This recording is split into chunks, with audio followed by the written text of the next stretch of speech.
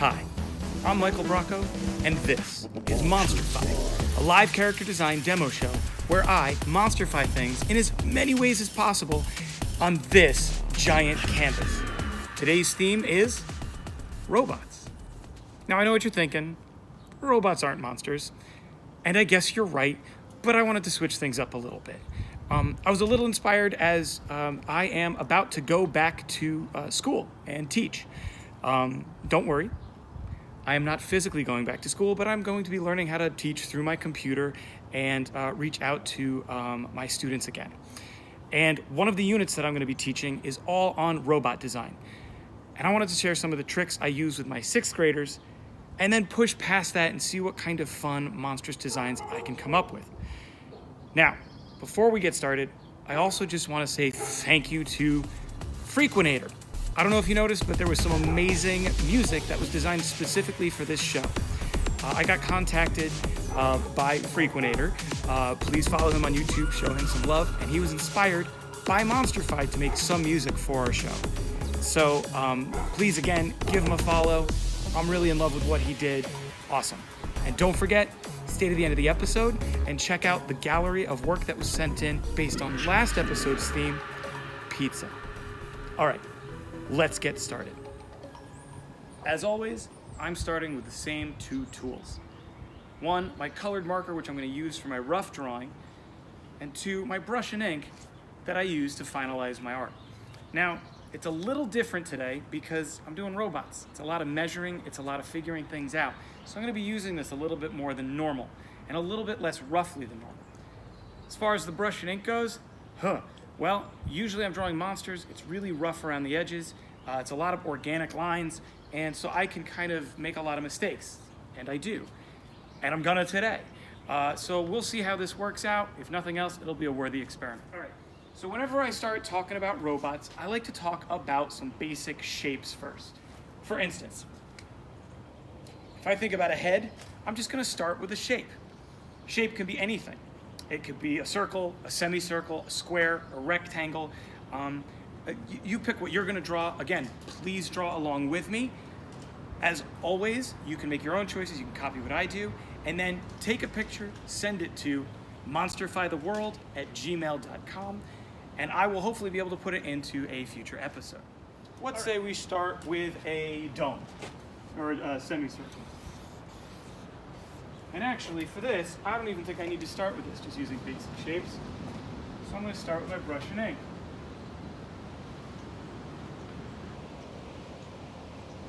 Okay? Now, that's a great start already. Now I want to think about what kind of computer inputs my robot's going to have, meaning how it's going to take in information. Do I want it to have eyes, nose, mouth, ear, perhaps an antenna? You could do all of these things if you want, or you can leave out some things. Robots don't need all those parts necessarily. So maybe you're going to have 1 eye or 2 eyes. I'm going to draw a circle for my eye.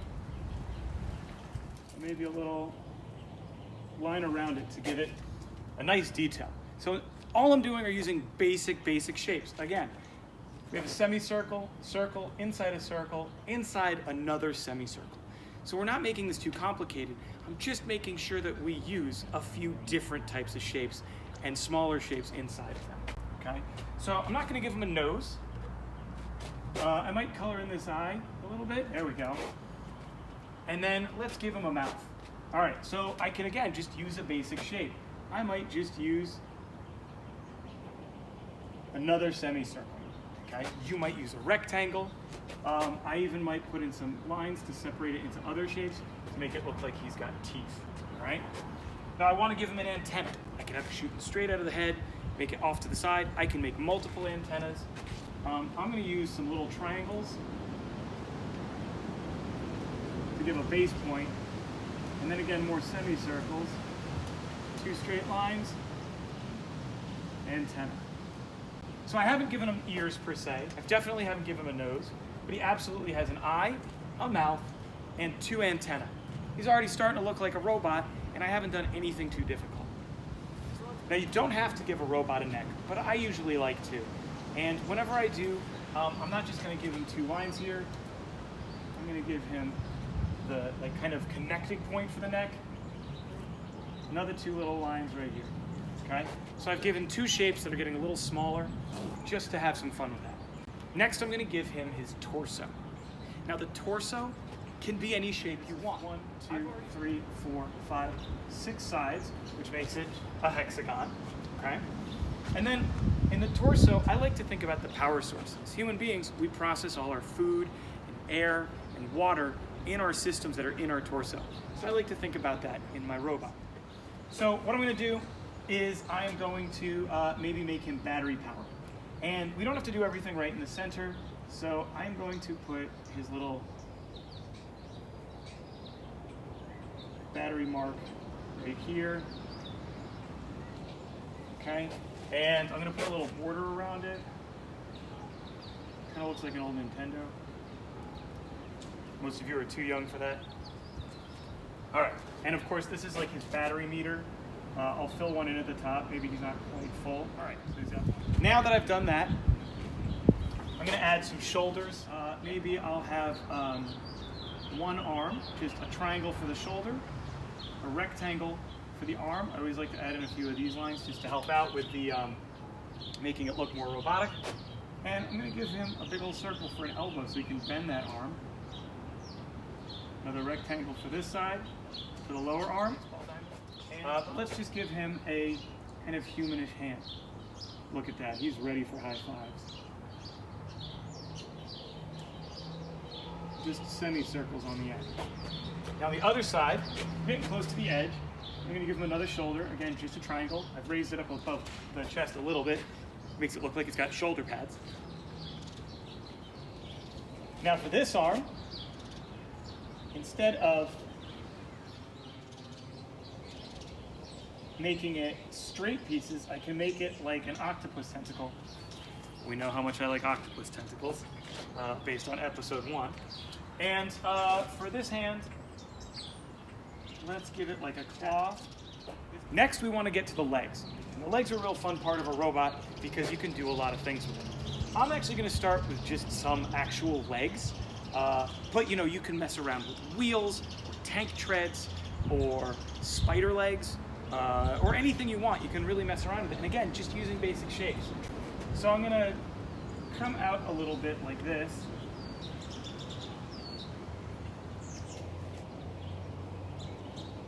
And then use more semicircles for the hips.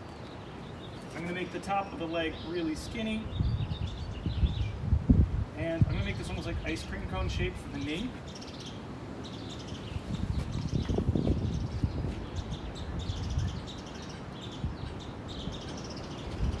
And then I want to come out and make some real big feet. And I'm not going to connect the line down here. I'm gonna make the foot, oh yeah, that looks fun. I always like big, thick ankles. I don't know why, in all my drawings. A lot of the characters I've drawn over the years have big, thick ankles. I'm not sure why. Now normally when I'm drawing monsters, I'm always really excited about making a big drip. I love a good drip. But I'm trying to keep things pretty neat and clean here, so I'm not gonna do that. I am, however, gonna put a little shadow at his base to make him feel like he's standing on the ground. And as simply as that, we have a robot using nothing but basic shapes. Now, I'm gonna do another one, and I'm gonna show you how to take this and make it 3D. But I'm not gonna draw the exact same robot. I'm gonna make a few different choices. But before I do that, I wanna show you how to draw a couple of real basic forms. You need to understand how to draw prisms, okay? A prism is like a cube, a rectangular prism, anything like that. So if I was gonna take a square, turn it into the cube, I would just look at the 4 corners and go off, and this is a very simple way to do this. At 45-degree angles from the corners, not this one, because we can't see through the shape. And then, I'm gonna cap off this end with this height line that kind of matches this, and this over to here, okay? This is pretty universal. Any shape that you want, you can really turn into a prism just by adding 45-degree angles. You can do it with block letters of the alphabet, or whatever you want. You know, I could do it with an L, just go 45-degree angle, 45-degree angle, 45-degree angle.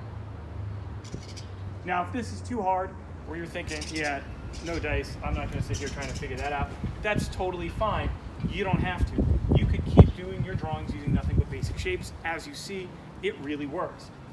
Let's see if there's any others. Oh yeah, let's do a trapezoidal one. Hopefully you can see down here. We just go 45-degree angle, 45-degree angle, 45-degree angle. And then make sure that this and this line are parallel, and this line are parallel. Now cylinders are actually a little bit easier than prisms. To draw a cylinder, all you need is an ellipse, which is like a squished circle, and then from the outside, 2 straight lines coming down, and a curved bottom. All right? There's a lot you can do with that. You can make it really skinny like a disc. You can turn it on its side and just do the ellipse on this side, 2 straight lines and a curve, okay? You can do things like, you can make it almost like a cone, where it kind of tapers out, you know, like our trapezoid. Okay, real simple. And most importantly, for an arm like this, you have the tube, okay? So I have the ellipse, and then I have a line that kind of, you know, bends and curves. And I want to take this one and I want to bend it and curve it the exact same way. And then I'm going to end it just like this with the curved bottom. Now the robot trick is then to take this curve and repeat it. And it helps show the roundness. It's called a cross contour line. It wraps around the edge or the contour of the surface of this. And of course you have a nice tube. Finally, and weirdly the easiest one, is the sphere. Okay? I'm going to draw the sphere up here.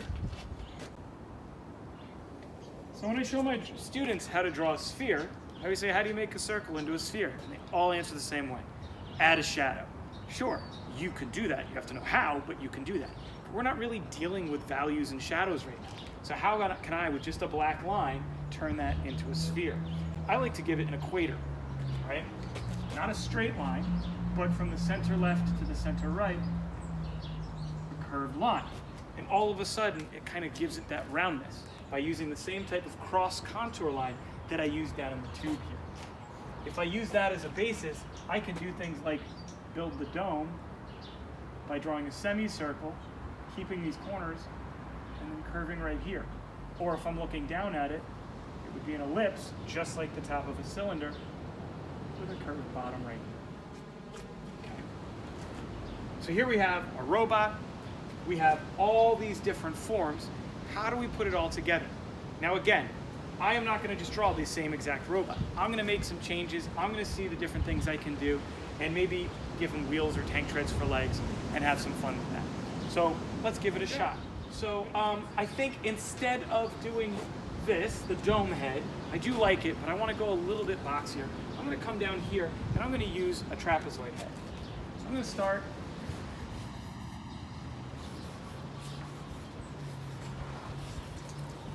and draw that trapezoid, find my 45-degree angle lines, like that, okay? I can still have my single eye, and I'm going to add that mouth. I really like that mouth, only this time I'm going to inset the teeth a little bit. Okay. The ears, I think I want to keep them, the triangles happening. Triangular prism, 45-degree angle lines. Again, if this is too much, just have fun drawing another basic shape robot. There it is. And some cylinders.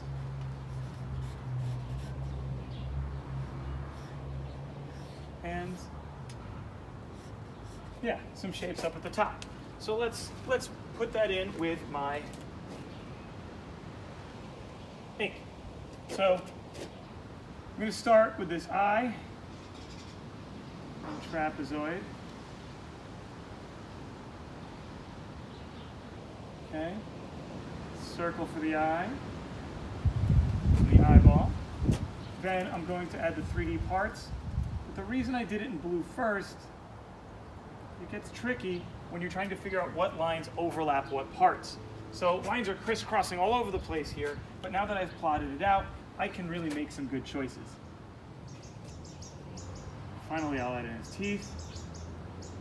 And he's got some really good form, right? He's really feeling like a big blocky 3D head. So now we can add the neck. And again, I almost started with this, but I want to plan things out with that blue marker of mine. So I'm going to keep his head, or his neck, excuse me, cylindrical. Good. And then I'm going to make a couple of changes to his chest. Let's see, let's bring this over. There we go. First of all, I don't want it to just be one big giant form.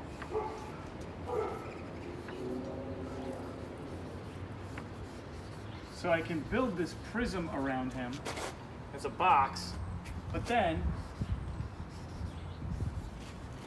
maybe I can make his what's it called, his stomach kind of taper in like an upside down trapezoid to kind of go along with his head. All right. Now I also really want to take the time to figure out his shoulder because it's going to have to overlap this part of the arm. So let's see, I've got these triangles. Let's stick with that. I like that. Whoops, let's go this way. And then I can give him that big old tube arm.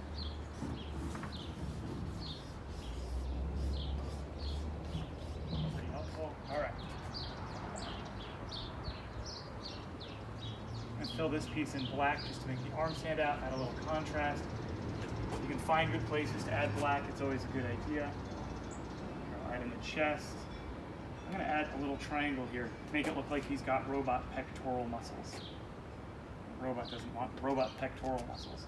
You can even kind of bring in some lines. You'll see that these go at the same angle as the depth lines of the chest. Bring it down, and they always put nodes right here on robots.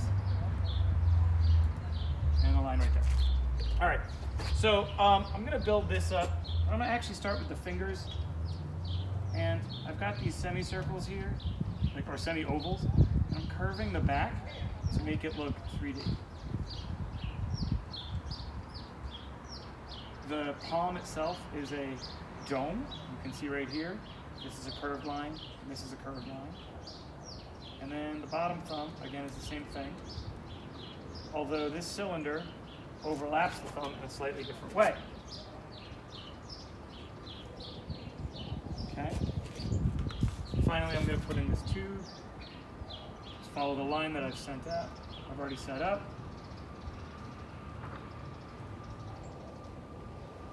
And of course, add in my cross contour lines. Now, there's a shading trick on cross contour lines like this that I really like. And basically, if I'm going to add a shadow down this tube, I'm going to break up the shape and not quite hit the edge on each one. You can see I'm leaving a little gap here so you can see the separation still. And then next to it, I'm going to give a little wiggly line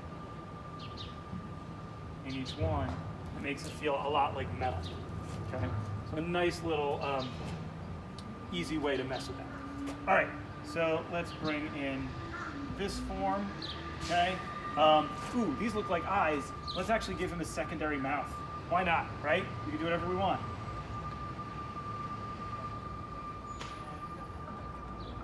Bringing in this arm. We won't see the ellipse up here because it's attaching to the face of the shoulder that we don't see.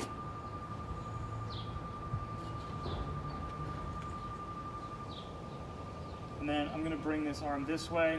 So I want to leave some space for my third and final robot. And this one, I'll give him that hand. And again, I'll try to make it as a prism. I'll add some cylinders. Same legs. So let's see if we can't put in some tank treads. So for tank treads, we're going to start by making the top with some 45-degree angles. And we're going to build a trapezoidal prism, but we're going to turn it so that the angles come this way. Okay? Now, underneath all that, we're gonna have our tank tread. See it right there. I'm gonna curve this. You can see how it curves. Add a little, the other end right here. Okay. Then of course you can add in edges and the wheels that are pushing the track. And there we go. There is our second robot. Okay, basic shapes and then forms. Now, this is how I teach kids how to do it. But when I do this, I like drawing monsters and I like drawing organic things. So I kind of want to mess with that. So as I usually do, I'm going to go back to using this how I like, as a gesture tool. I, a lot of times, like robots that are a little bit more humanish or animalistic. So I'm just going to start with a drawing and just see where it goes. All right, so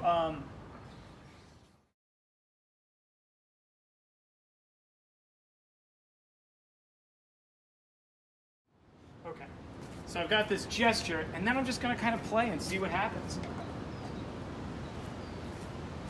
So I'm going to start. I've been doing all these one-eyed things. Let's add some extra eyes. Let's make up for that. Okay, so I've got 2 eyes.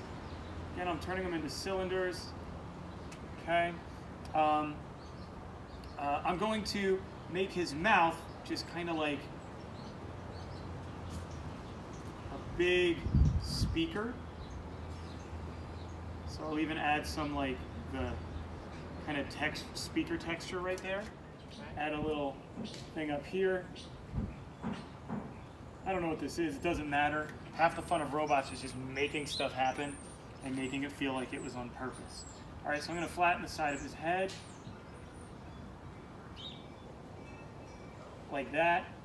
I'm going to extend the eyes almost to the back of the head. Actually, let's go off the back of the head and give him something like kind of shooting out the back. Now for a neck, we can just do, you know, something like we did over here. But we can also like just make it a whole mess of wires. I love doing it that way. So whenever I do a neck, I just start, for a robot, I just start building wires, maybe even have one that kind of droops down. And here you can see I am using that trick that I talked about before. But before I finish them, I really need to think about the shape that they're coming out of. So I'm going to make it like this weird, like circular shape, but with a dip right here. So I'm going to give it a border line as well. Now I can figure out where these all end and go into this kind of weird shell of a robot. So I'm going to build next his chest. Let's see. I want him to be feeling. I like this weird hunched feeling he's got. So I'm going to bring him all the way up to here, and there we go. So we've got this really weird, interesting. It almost looks like a football helmet. Okay. So now that I've got that, let's build up some of this. So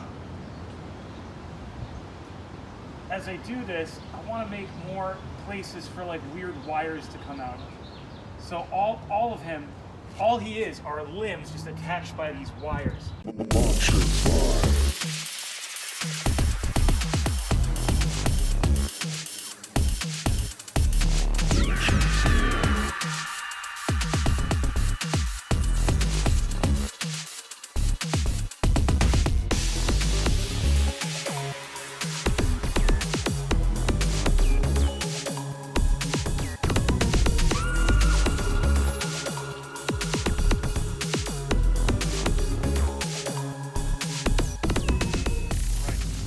Now we've got this really fun monstery thing.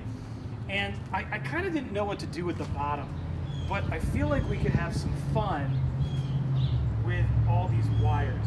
So let me just start building something up. And I'm going to treat this, I said before, I really like to make these robots a little bit more organic than than what we do over here. You can really see a progression of like shape to form that's very geometric, kind of hopefully what I'm trying to do is organic 3D form. And my shoes are getting very splotchy from doing this show. Okay, so as I finish up this section, instead of trying to give him legs, let's maybe make him slither.